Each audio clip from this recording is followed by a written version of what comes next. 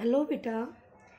बच्चों, आज हम बात करेंगे microscopic form of Ohm's law. Ohm's law आपने डिड्यूस किया था आपने करंट का रिलेशन लिया था, वहाँ से आपने ओम्स लॉ डिड्यूस किया था। बिल्कुल।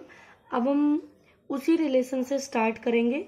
और माइक्रोस्कोपिक होता है आपका, एक होता है मैक्रो, एक होता है माइक्रो।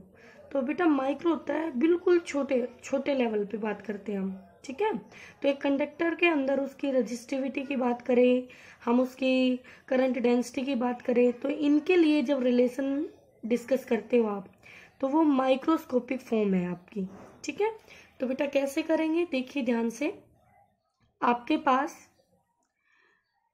एक रिलेशन आया था करंट का, I इक्वल टू NE/AVD, ठीक है बेटा। अब यहीं से आप दो अलग अलग रिलेशन की तरफ जाओगे। क्यों?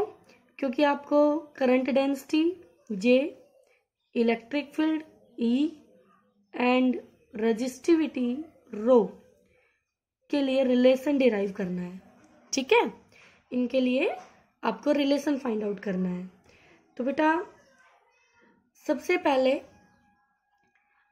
यहाँ पर मैं VD के आपके सामने दो फॉर्मूले लिख रही हूँ। VD का एक फॉर्मूला आया था आपके पास E τ/m, हम यहाँ से चलेंगे। दूसरा फॉर्मूला आपने पढ़ा था मोबिलिटी का, VD/E। तो यहाँ से VD हो जाएगा आपका μE। ओके बेटा, μE। अब देखिए बच्चों कैसे करेंगे। तो करंट का रिलेशन हमारे पास है और यहीं से हम आगे चलेंगे ओम्स लॉ की माइक्रोस्कोपिक फॉर्म डिस्कस करने के लिए। सबसे पहले आप VD को रखेंगे I equal to NE/A, VD की जगह पुट किया हमने EE τ/m, ठीक है। और बेटा हमें J चाहिए करंट डेंसिटी, तो मैंने करंट को एरिया से डिवाइड किया और इधर मेरे पास बच गया NE और E ये रहा E² और E τ/m। अगर आप ध्यान से देखें तो आपने रजिस्टिविटी का एक फॉर्मूला डिराइव किया था, जिसमें रजिस्टिविटी आई थी आपके पास रो इक्वल टू m/NE², ये आई थी आपके पास। तो क्या बेटा NE² τ/m 1/ρ होगा? बिल्कुल होगा। तो यहाँ से I/A तो बन गया हमारा J करंट डेंसिटी, और NE², इसको छोड़ देना E को, τ/m ये बन गया 1/ρ, और E क्या है इनटू में, E क्या है इनटू में। तो बेटा यहाँ से J इक्वल टू हो गया 1/ρ। अगर इनके बीच रिलेशन पूछे तो आपका ये रिलेशन आ गया। और भी आगे चले तो जो रो है आपकी रजिस्टिविटी, और बच्चों 1/ρ जो है वो होता है सिग्मा, रेसिप्रोकल ऑफ रजिस्टिविटी होती है किसी भी कंडक्टर की कंडक्टिविटी। क्या होती है बच्चों? कंडक्टिविटी। तो आप इसी रिलेशन को ऐसे भी लिख सकते हैं बेटा, और J इक्वल टू 1/ρ हो गया सिग्मा, और ये हो गया E। तो यहाँ से ये आ जाता है आपके पास J equal to sigma E, ठीक है बेटा। तो ये छोटे छोटे रिलेशन है, बहुत ही इंपॉर्टेंट है। बट आगे चलिए बच्चों, एक रिलेशन हमने डिराइव कर लिया, अब दूसरे के लिए देखते हैं। अब हमारे पास I तो यही है, I इक्वल टू NE/AVD, ठीक है। और VD का दूसरा रिलेशन है μE। तो मैंने यहाँ रखा I को A से डिवाइड किया और NE एज इट इज, और VD को रख दिया μE। ओके, ये बन गया करंट डेंसिटी J, और यहाँ हो गया NE/μE, ठीक है। अब J जो है आपके पास, अभी ध्यान से देख लीजिए, ये रहा रिलेशन आपके पास। J जो है वो आपके पास क्या है, E/r रो, तो एन ई म्यू ई, दोनों तरफ से ई कैंसिल हो गया बच्चों, तो 1/रो इक्वल टू आया एन ई म्यू। तो यहाँ से आप लिख सकते हैं और rho equal to 1/NE mu, और इसको आप लिखना चाहे तो लिख सकते हैं इक्वल टू सिग्मा, क्योंकि 1/रो क्या होता है, सिग्मा। तो sigma equal to NE mu और rho equal to 1/NE mu. तो ये आपके पास छोटे छोटे रिलेशन थे बेटा, माइक्रोस्कोपिक फॉर्म बोलते हैं इसको, माइक्रोस्कोपिक फॉर्म ऑफ फॉर्मूला। ठीक है, तो आप इनको अच्छे से कर लें, छोटे हैं लेकिन ऐसा नहीं है कि इम्पोर्टेंट नहीं है। ठीक है, अब हम बात करेंगे ग्रुपिंग ऑफ रेजिस्टेंस। ग्रुपिंग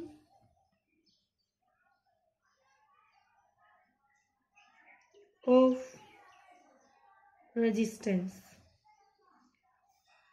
बच्चों आप ऑलरेडी ये टॉपिक पहले डिस्कस कर चुके हैं लोअर क्लासेस में, ग्रुपिंग ऑफ रेजिस्टेंस का, लेकिन अब फिर से देख लीजिए ध्यान से। करना क्या है यहाँ पर बेटा, हमारे पास रेजिस्टेंस की ग्रुपिंग दो तरह से की जाती है।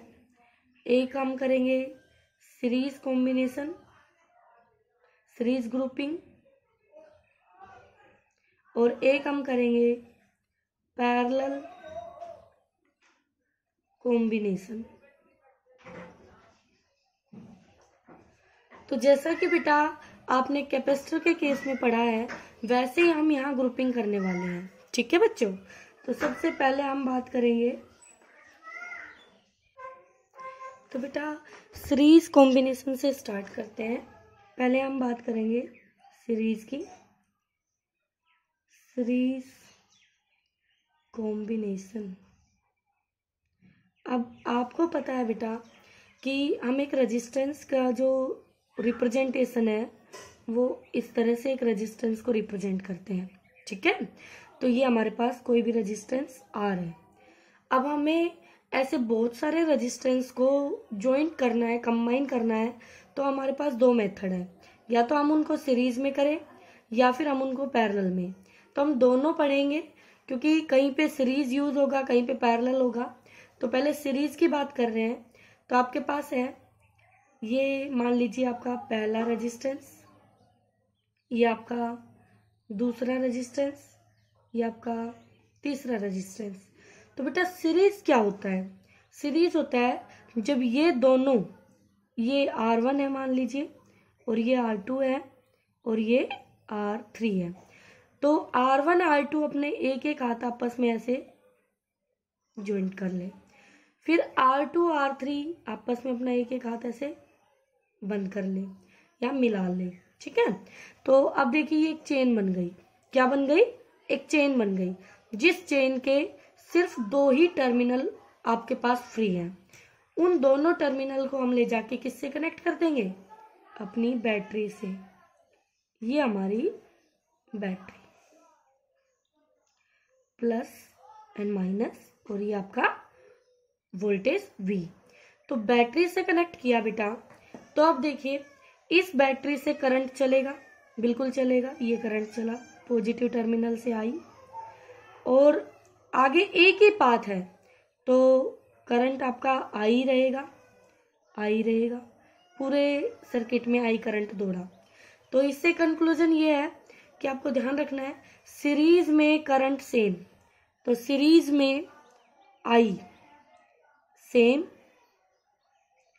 और वोल्टेज देखिए बेटा, ये V वोल्टेज, तीनों ने मिल के V को अपने अक्रॉस ले रखा है। इसका मतलब R1 के अक्रॉस कुछ है, R2 के अक्रॉस अलग है, R3 के अक्रॉस अलग है। तो हमने ले लिया कि R1 के अक्रॉस V1 है, R2 के अक्रॉस V2 है, R3 के अक्रॉस V3 है। ठीक है, तो बेटा जो V है, क्या वो इन तीनों में इस तरह से डिवाइड हुई, बिल्कुल। तो वोल्टेज क्या हो गई, डिफरेंट हो गई, वोल्टेज क्या हो गई बच्चों, डिफरेंट हो गई। अब बेटा आपको मेथड बता रखा है, जो हमारा डिफरेंट है उससे आपको स्टार्टिंग करनी है। तो डिफरेंट है यहाँ पे V, तो टोटल V क्या है?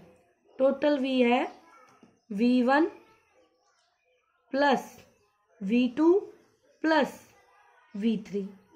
और ये V क्या है? ये टोटल V जो इन तीनों को मिलके मिली है। यानी कि कहने का मतलब ये हुआ कि हम सीरीज कॉम्बिनेशन पढ़ रहे हैं, यानी इन तीन रेजिस्टेंस की जगह हम एक ऐसी R वैल्यू का रेजिस्टेंस लगाएं जिसमें करंट आई जाए और जिसके अक्रॉस वोल्टेज ड्रॉप V हो, जो इन तीनों ने अपने मिलके अपने अक्रॉस ले रखा है।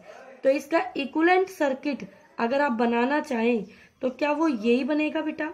इसका इक्विवेलेंट सर्किट, ये कोई R रेजिस्टेंस है और ये इसकी बैटरी है, तो ये V बैटरी है और ये R इफेक्टिव है, जो इन तीनों के इफेक्टिव वैल्यू को रिप्रेजेंट करेगा, इक्विवेलेंट वैल्यू को रिप्रेजेंट करेगा। तो ये अपने अक्रॉस V पोटेंशियल रखेगा, I करंट जाने देगा। तो हम इस R इफेक्टिव की वैल्यू फाइंड आउट करना चाहते हैं बेटा। चले बेटा, हमें पता है ओम्स लॉ क्या कहता है, V इक्वल टू IR है। ये हमारा क्या है बेटा? Ohm's law. इसी का हमें यूज करना है, V इक्वल टू IR। तो बेटा V इक्वल टू I तो सेम है पूरे सर्किट में, मतलब R इफेक्टिव होगा तब भी आई जाएगा और ये तीन अलग अलग है तब भी आई रहेगा। तो क्या I इंटू यहाँ पर R इफेक्टिव लिखा जाए इक्वल टू V1 की जगह करंट तो I रहेगा बेटा और रेजिस्टेंस R1 बेटा, करंट I रहेगा बेटा, रेजिस्टेंस R2 बेटा, करंट I रहेगा बच्चों, रेजिस्टेंस R3। तो बेटा दोनों तरफ से I कॉमन लिया तो हमारे पास R इफेक्टिव कितना आ गया? R1 plus R2 plus R3। ठीक है, तो क्या ये R इफेक्टिव आ जाता है आपके पास? यानी सीरीज में हमारे पास जो रेजिस्टेंसेस होंगे वो सिंपली ऐड हो जाएंगे। ठीक है बेटा, तो ये आ गया आपका सीरीज का। इस तरह से बहुत सारे रेजिस्टेंस हो तो आप सभी को ऐड करके उनका सीरीज कॉम्बिनेशन में नेट रेजिस्टेंस फाइंड आउट कर सकते हो बच्चों। ठीक है, अब देखिए बेटा सीरीज की बात हो गई है, अब पैरेलल देख लेते हैं, फिर दोनों का कंक्लूजन देखेंगे। अब है आपके पास parallel grouping. Parallel grouping, parallel grouping में क्या होगा बेटा? हमारे पास जैसे ये एक रेजिस्टेंस है R1, ये दूसरा रेजिस्टेंस है बेटा R2, ये तीसरा रेजिस्टेंस है बेटा R3। बच्चों आप दो रेजिस्टेंस लेके भी कर सकते हैं, मैंने तीन ले लिए। ठीक है, अब इन तीनों ने अपने एक एक हाथ यहां लाके जोड़ दिए और दूसरे हाथ यहां लाके जोड़ दिए। ठीक है, ये मिला लिए। तो अब इनका ये एक टर्मिनल हो गया और ये दूसरा टर्मिनल, तो यहाँ पर हम इनको बैटरी से कनेक्ट कर सकते हैं। ये हमारी बैटरी, पॉजिटिव नेगेटिव, यहाँ से चला बच्चों आपका करंट आई, जो इस बैटरी ने इन तीनों रेजिस्टेंस की जगह कोई एक रेजिस्टेंस हम रखेंगे तो इसका इक्विवेलेंट सर्किट क्या बनेगा बेटा? यहाँ पे एक रेजिस्टेंस आएगा R इफेक्टिव वैल्यू का, वो हम फाइंड आउट करना चाह रहे हैं कितना होगा, और उसको यही बैटरी हमने दे दी V वोल्टेज और यही करंट उसमें पास कर दिया प्लस माइनस V वोल्टेज। ठीक है, तो ये इसका क्या हो गया? Equivalent circuit. तो अब हमें ये R इफेक्टिव देखना है कि इन तीनों को हटा के यहाँ एक लगाएं तो वो कितनी वैल्यू का हो जो अपने अक्रॉस इतना पोटेंशियल ड्रॉप रखे और इतना करंट पास करे। ठीक है, तो बेटा V, क्या इसका इन दोनों के हाथ छूटने से क्या इसका V से कनेक्शन टूटा? R1 का नहीं टूटा। क्या R2 का कनेक्शन टूटता है जब R1 R2 यहाँ से भग जाए? तो नहीं। क्या R3 के कनेक्शन पे कोई इफेक्ट पड़ता है बैटरी के साथ अगर R1 R2 नाराज हो जाए? तो नहीं मैम। तो सब का V के साथ सीधा कनेक्शन है, तो हर किसी की वोल्टेज ड्रॉप कितनी हो गई? V। कितनी हो गई बेटा? V हो गई। ठीक है, तो हर किसी की V वोल्टेज ड्रॉप हो गई। लेकिन ध्यान से देखें तो करंट यहाँ से चला अपनी मस्ती में, अब यहाँ जाके उसको चक्कर आने लगा, भाई ये रास्ता है, ये रास्ता है, ये रास्ता है, मैं कैसे चलूं? तो क्या किया, यहाँ पर जैसे ही रास्ते डिवाइड हुए करंट को बटना पड़ा। तो बेटा यहाँ पहुंचा आपका I, लेकिन हमें नहीं पता, हमने कहा यहाँ चला गया I1, यहाँ चला गया I2 और यहाँ चला गया I3। ठीक है बेटा, तो यहाँ से हमें ये दिख रहा है कि वोल्टेज तो सेम है लेकिन करंट डिफरेंट है। और बच्चों रूल क्या है? जो डिफरेंट है उसी को उठा लो। तो टोटल करंट क्या होगा? टोटल करंट होगा I1 plus I2 plus I3। तो ओम्स लॉ कहता है V इक्वल टू IR। तो यहाँ से I क्या हो गया? V by R। तो टोटल करंट के लिए टोटल वोल्टेज V और R इफेक्टिव। I1 के लिए वोल्टेज तो V है बेटा, लेकिन R1 है। वोल्टेज V है, R2 है। वोल्टेज V है लेकिन R3 है। V कॉमन किया बेटा, तो 1 बाई R इफेक्टिव हो गया, 1 by R1, 1 by R2, 1 by R3। तो ये आपके पास तरीका आ गया है R इफेक्टिव निकालने का। अब बेटा इसमें एक चीज का ध्यान रखना, जितने भी रेजिस्टेंस हो उनको रेसिप्रोकल करके आपको ऐड करना है, लेकिन जो रिजल्ट आएगा उसको पलटना मत भूलना, क्योंकि वो 1 बाई R इफेक्टिव की वैल्यू आएगी और आपको चाहिए R इफेक्टिव। ठीक है, तो हम उसको चेंज कर देंगे, रेसिप्रोकल ले लेंगे उसका। ठीक है, तो ये था बेटा आपका R इफेक्टिव।